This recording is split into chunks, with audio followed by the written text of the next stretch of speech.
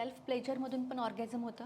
So ते orgasm मॅस्टर्बेशनमधून केलेलं orgasm आणि प्रॉपर सेक्समध्ये जे ऑर्गॅझम होतं, या दोघांमध्ये काय डिफरन्स आहे? आता पहिली गोष्ट मजेशीर तुझ्या प्रश्नात बघा, मॅस्टर्बेशन केलेला करून मिळालेला ऑर्गॅझम आणि ॲक्च्युअल सेक्स करून मिळालेला ऑर्गॅझम, आपण किती सुटसुटीतरित्या सेक्सला ॲक्च्युअल सेक्स म्हणून वेगळं ठेवलं आहे आणि मॅस्टर्बेशन किंवा सेल्फ प्लेजरला वेगळं ठेवलं आहे. सेक्स ही कृती म्हणून असं कुठे ठरलं आहे ना की लिंग आणि योनी आणि लिंग योनी आत बाहेर म्हणजेच सेक्स, हे हे विकिपीडियाचं डेफिनेशन झालं. पण sex is an emotion, can be anything and everything. तर now coming back to your question, परत डिस्क्लेमर, मॅस्टर्बेशन किंवा सेल्फ प्लेजर ही वैयक्तिक चॉईस असते. Medically masturbation is absolutely healthy.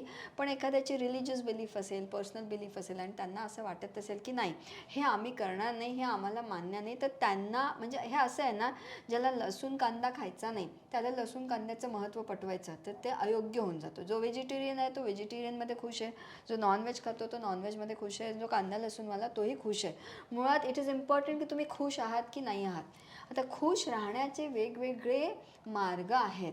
One of the reason in females masturbation सोपं का असतं, कारण if I had to explain you on diagram wise जर मी एक्सप्लेन करायचं ठरवलं तर हे हे आपली योनी, आणि पहिली गोष्ट योनी म्हणजे वल्वा जो बाहेरचा भाग दिसतो. वजायना म्हणजे जी आतली नळी आहे, त्या वजायनाला तर हार्डली काही सेन्सिटिव्हिटी असते, ती नुसती इलॅस्टिक ट्यूब असते, कारण तिथून 3 किलोचं बाळ बाहेर येतं, महिन्याचं रक्त बाहेर येतं, किंवा ह्यांचं 6 इंची 5 इंची 4 इंची जे काही लिंग आत जातं. So that tube can be elastic. Washing मशीनची कशी नळी मोठी लहान होते तशी ती होते, पण सेन्सिटिव्हिटी बाहेरच्या योनीला असते म्हणजे वल्वाला असते. आता तिथे हा होल म्हणजे वजायनल ओरिफेस, जिथून रक्त बाहेर येतं, बाळ येतं किंवा लिंग आत जातं. हे छोटंसं होल म्हणजे युरेथ्रल ओरिफेस, जिथून काही आत जात नाही अदर दॅन कॅथेटर, जिथून फक्त आणि फक्त लघवी बाहेर येते. खालचा असतो की एनल ओरिफेस, जिथून पॉटी बाहेर येते. सम लोकांचा प्रेफरन्स असतं एनल सेक्स, तो परत वैयक्तिक चॉईस. नाव फिमेल मॅस्टर्बेशन करायचं म्हणजे बोट आत घालून करायचं की बाहेरून करायचं, इथून प्रश्न असतो. फिमेल मॅस्टर्बेशन योग्य आहे का अयोग्य आहे, इथून प्रश्न असतो. करायचं तर नक्की कसं करायचं. माझ्याकडे केवढे क्लायंट्स आहेत ज्या पायात पाय उशी ठेवून रब करतात किंवा जेट स्प्रे वापरून करून घेतात, नळाखालचं पाणी तिथे हे करून घेतात, कारण फिमेल प्लेजरला पेनिट्रेशन नाही लागत, पुरुषांच्या प्लेजरला पेनिट्रेशन लागतं. फिमेल प्लेजरला what you need is friction, lubrication, consent and communication. आणि ते सुद्धा हा जो वरचा भाग आहे, हा असा जो वरचा भाग आहे, आय विश मी मॉडेल आणलं असतं योनीचं, पण राहून गेलं ना. हिअर इथे ना चण्याच्या डाळी इतका अशी एक मटणाचा मांस असतो, that is the tip of clitoris. म्हणजे पुरुषांना जसं लिंग दिलं आहे तसं स्त्रीला पण लिंग दिलं आहे, पण स्त्रीचे लिंग हे बॉडीच्या आत असतं. म्हणजे if this is the vaginal orifice, literally इथे मागे ती क्लिटरिस असतं, आणि ते क्लिटरिस आणि पुरुषाचं लिंग हे ॲनॉटॉमी वाईज इतकं सारखं आहे, पण लिंग शरीराच्या बाहेर आहे. त्या हातात पकडणं सोपं, त्याला फील करणं सोपं. Penetration, erection, ejaculation, reproduction, pleasure, multitasking करणारं पुरुषाचं माझ्या मते एकमेव ठिकाण आहे जिथून ते करतात. पण आता तोच नवरा जेव्हा इथून आत बाहेर करतोय, तर when it goes in, like suppose if it is going in like this, आता ही योनी आहे तर आमचं क्लिटरिस हे इथेच असतं आणि त्याची फक्त टिप बाहेर असते, बाकी पूर्ण तो अवयव इथे आहे. Now when the husband is doing like this, तर वाया जे धडकलं त्याच्यानी जी काही थोडीफार मजा मिळाली ती मिळाली. मग तो आता काय 20-25 अर्धा तास तर तो धडकत नाही बसणार आहे. बरं, त्यांनी काय खाल्लं, इरेक्शनच्या कडक राहण्याच्या गोळ्या, त्याच्यामध्ये खूप ताकद असेल, कितीही तो असा अमर्ध टाईपचा माणूस असला तरी 1 तास जरी त्यांनी केलं तरी मला डायरेक्ट फ्रिक्शन मिळतच नाही आहे, वायाच मिळते. डायरेक्ट फ्रिक्शनचा स्पॉट हा बाहेरच असतो. आपण जो जी स्पॉट अंदर है किधर है वो ढूंढने का जरूरत है नाही. फक्त ह्याच्यावर जसं लिंगाला समोर एक स्किन असते, प्रिफ्यूज असतं, प्रिफ्यूज मागे गेले की लिंगाची पूर्ण टिप दिसते, तसंच बायकांना पण क्लिटरल हुड असतं. अनफॉर्च्युनेटली इधर भी बुरखे में ही रखा है. मग तो हुड त्या बाईला एका हाताने असा मागे घ्यावा लागतो, मग ही टिप दिसते. मग ही टिप दिसली की मग तिथे तुम्ही if this is a female sleeping like this, मग तुम्ही कुठल्या अँगलनी फ्रिक्शन करताय, काय स्पीड आहे, काय तुमचं प्रेशर आहे, काय रिदम आहे, तिथं लुब्रिकेशन किती आहे. बाई नैसर्गिकरित्या ओली झाली म्हणजेच ती उत्तेजित, हे तर इतकं गोड गैरसमज असतं. कमरे का एसी ज़्यादा है भाई, पहले गीली थी फिर सूख गई.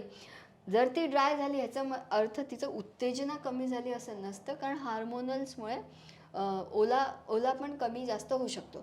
नाव when you are doing it properly outside, तर तुम्ही विचार करा ना, त्या पॉईंटला डायरेक्ट स्पर्श मिळतोय, डायरेक्ट फ्रिक्शन मिळतंय, छान रिदमिक 15-20 मिनटं जर ते केलं तर ते सुख गॅरंटेड तरी आहे ना. वेर ॲज द सेम पेनिस, आणि पेनिस इतका वेळ नाही कडक राहू शकत. मग बायकांचं असतं नाही, मग ह्यांना मला बघून काय होत नाही आणि ह्यांना मला सुख देता येत नाही. त्या अवयवाची एक मर्यादा आहे ना. ते अवयव किती वेळ कडक राहणार, ते अवयव किती वेळ तुम्हाला प्लेजर देणार. बरं, त्या अवयवाला पण एक टीप आहे, ते पण संवेदनशील आहे, त्याची एक लिमिटेशन असते. पण तोच हजबंड तुम्हाला फिंगरिंग करून, फ्रिक्शन देऊन, वेगवेगळे टॉईज वापरून, और ज्या बायका स्वतःचं स्वतः एक्सप्लोर करतात ते सुद्धा आपल्या बोटाने, तुम सोचो कि सुसु आप खुद पोंछते हो, पीरियड का ब्लड आप खुद साफ़ करते हो, पॉटी आप खुद साफ़ करते हो. बस इस पॉइंट को हाथ लगाने का बात आया तो हमारा सब अंदर बाहर सब हिल जाता है सिस्टम. असं नाही व्हायला पाहिजे ना. आणि कुकरमध्ये भात लावायचं आहे समजा, आणि वरण भात लावायचं आहे. मी दररोज लावते, आज मला वरण नाही, आज मी नवऱ्याला इन्स्ट्रक्शन्स देते की इतकी डाळ, इतकं तांदूळ आणि इतकं पाणी, मग 1 शिट्टी घे, सिम कर, 2 शिट्टींवर बंद कर गॅस. म्हणजे नवऱ्याला नीट कळतंय की कुकर कसा लावायचा, किती शिट्टीनंतर गॅस बंद करायचा. हे तुम्ही कधी इन्स्ट्रक्शन देऊ शकता, because you know how to do it. Masturbation किंवा सेल्फ प्लेजर करून जर तुम्ही तुमच्या योनीचा हा भाग एक्सप्लोरच केला नसेल Harshali, if you have not touched your own part, if you have not experience it on your own, तुम्ही सांगणार कसं. आणि नवरे लोक काय अलादीनचा चिराग घेऊन बसले का, आले घासले आणि झालं असं. बरं, त्यांना घासायचं कसं हेही माहीत नसतं. They just know how to go in and out. So you experience it on your own. आणि क्लिटरल स्टिम्युलेशनचे ऑर्गॅझम भन्नाट असतात, ते शुअर शॉट गॅरंटीड असतात. You feel nice, you feel light. आणि बिघडलं काय ना, त्याला जर नाही जमलं तर थोडं आपलं आपलं करून घेतलं, मग त्यांनी एंट्री मारली, लडको को भी घाई रहता है, अंदर कब जाना है, अंदर कब जाना है, अंदर कब जाना है. त्या घाईत सगळी मजा निघून जाते. मी केवढ्यांना विचारते Harshali, how do you decide sex करताना आता पेनिट्रेट कसं करायचं किंवा कधी करायचं. ते म्हणतात तिला बघून हावभावावरनं लक्षात येतं. कसं लक्षात येतं, हाऊ डू यू डिसाईड. बाकी वेळ तर दिवसभर तिचे बडबडते ते तुम्हाला कळत नाही, तिथं मात्र तुम्हाला कळून जातं की आता आत कधी जायचं. Where is there also you should talk, you should ask की तुझं झालं की नाही झालं. आणि त्या बाईंनी जर स्वतः अनुभवलं असेल तर तिला ते सांगता येणार, अदरवाईज तिला ते सांगता येणार नाही. त्यामुळे to answer your question, masturbation या सेल्फ प्लेजर से किया हुआ ऑर्गेज़म अलग लेवल का रहता है. पेनिट्रेटिव ऑर्गेज़म्स लक पे मिलता है, लेकिन म्युच्युअल जिसको हम कहते हैं की मला माझं कळलं आहे, आता मी तुला शिकवते हां. मग त्या पार्टनरला 10 बोटं दिली आहेत, तोही फिंगरिंग करू शकतो, तोही तेवढंच मस्त तिला ऑर्गॅझम देऊ शकतो. अँड वन्स शी कम्स, इंग्लिशमध्ये आपण म्हणतो ना, I am coming, I am coming, I am coming. मग once she is there, and not necessary every time it will be a huge climax, पण काहीतरी ती एक्सपिरियन्स करेल ना. आणि मुलंही जेंटलमॅन असतात गं, त्यांनाही आवडतं की मला माझ्या बायकोला सुख देता आलं. फक्त हे डोक्यातनं काढलं गेलं पाहिजे की फक्त त्या लिंगाच्या जोरावर नाही, तुमच्या 5 फीट 6 इंच का तुम ऊपर से नीचे तक बदन है, you need to experience it together, like together. Self pleasure, masturbation, penetrative सब मर्जर करके आप करेंगे तो बोर नहीं होएगा ना, तो स्पार्क पर मेंटेन रहता.